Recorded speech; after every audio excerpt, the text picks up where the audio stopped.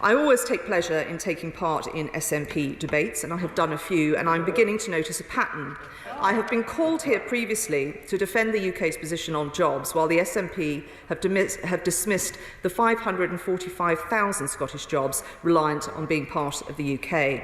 I've been called here to discuss the importance of hypothetical EU funding mechanisms, while the SNP dismisses the very real United Kingdom dividend to the taxpayers of Scotland of £2,000 per person, and in another debate the SNP sought to be the champions of democracy whilst they ignored the result of 2 referendums. So it might be a surprise to some that in a week when we've had more revelations about the Scottish Government's own lack of financial propriety and literacy, they have called a debate on such themes. But it is not a surprise to me. I think it shows admirable consistency, Mr Deputy Speaker, and also shows a complete lack of self-awareness with a large helping of assumed piety.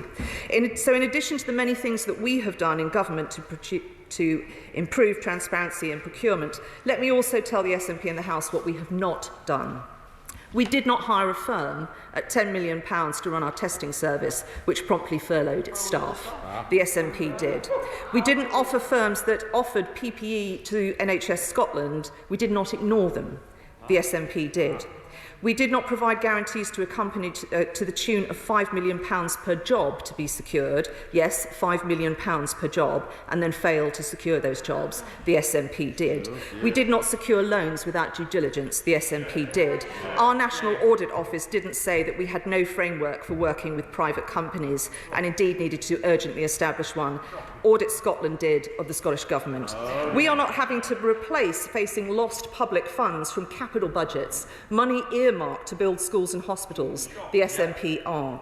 We did not ignore recommendations made by our auditing body, unlike the SNP, who have been criticised for ignoring Audit Scotland's reports of the last 3 years. And we did not ignore inward investors who wanted to put their own money into Scotland and instead gave preference to another firm who could only do so with public funds. As the media reports this week, if the SNP wants to start gaining some credibility on these matters, I suggest 2 things. Firstly, they should implement the recommendations of their own scrutiny bodies. They should place information on deals, guarantees and dealings with private companies, including those given to GFG in the public domain.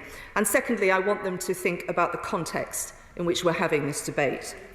This week, we learnt that Scotland has 6 of the 10 places with the highest infection rates in Europe. On average, Scotland's school children have missed 119 days of schooling in this pandemic, and those from deprived backgrounds even more so. A massive 216,000 operations have not taken place in NHS Scotland. We have a huge catch-up job, and we have to ensure that we can keep a vaccine programme on track. We're all facing these issues and challenges, and we will meet them better if we meet them together. So for our part, CDL will continue to engage with Scottish colleagues. Our 4-nation NHS will continue to work together, as will our chief medical officers.